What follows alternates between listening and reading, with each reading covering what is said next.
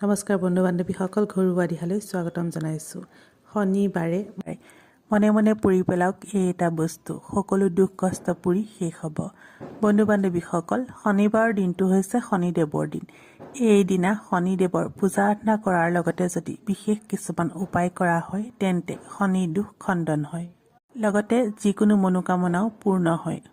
শনিদেৱক ন্যায়ৰ দেৱতা বুলি কোৱা হয়। জ্যোতিষ শাস্ত্ৰ অনুসৰি যি ব্যক্তিৰ জন্মকুষ্ঠিত শনি শুভ, তেওঁ ৰজাৰ দৰে জীৱন অতিবাহিত কৰিব পাৰে, আৰু যি ব্যক্তিৰ শনি অশুভ বা দুৰ্বল, তেনে ব্যক্তিয়ে জীৱনত নানা কষ্টৰ সন্মুখীন হ'ব লগা হয়।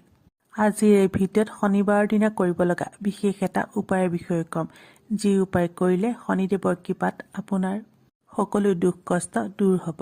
বন্ধু বান্ধৱীসকল, যদিহে ভিডিঅ'টো চাই ভাল লাগে এটা লাইক কৰিবলৈ নাপাহৰিব। ঘৰুৱা দিহা চেনেলটো যদি প্ৰথমবাৰলৈ চাইছে, চেনেলটো ছাবস্ক্ৰাইব কৰি ল'ব আৰু কাষতে থকা বেল আইকনটো প্ৰেছ কৰি দিব, যাতে আহিব লগা নতুন নতুন ভিডিঅ'বোৰ প্ৰথমেই চাব পাৰে। তেনেহ'লে পলম নকৰি জানো আহক শনিবাৰৰ দিনা কৰিব লগা সেই বিশেষ উপায়ৰ বিষয়ে। 1 নম্বৰতে, শনিবাৰৰ দিনা ক'লা কুকুৰক ক'লা তিল খুৱাব পাৰিলে অত্যন্ত মংগলজনক। এনে কৰিলে আৰ্থিক সমস্যা দূৰ হয়। 2 নম্বৰতে, শনিবাৰৰ দিনা কাউৰীক তিলৰ লাড়ু খোৱালে শনি দুখ খণ্ডন হয়। 3 নম্বৰতে, শনিবাৰৰ দিনা কোনো অসহায় তথা দৰিদ্ৰ লোকক ভোজন কৰালে শনিদেৱ অত্যন্ত প্ৰসন্ন হয়। এতিয়া জানো আহক শনিবাৰৰ দিনা কৰিব লগা সেই বিশেষ উপায়টোৰ বিষয়ে। এই উপায়ৰ বাবে আপুনি শনিবাৰ সন্ধ্যা সময়ত স্নান কৰি শুদ্ধ বস্ত্ৰ পৰিধান কৰি ল'ব। ইয়াৰ পাছত কেইটামান তিল ল'ব। তিলকেইটা ক'লা কাপোৰত বান্ধি টোপোলা কৰি ল'ব।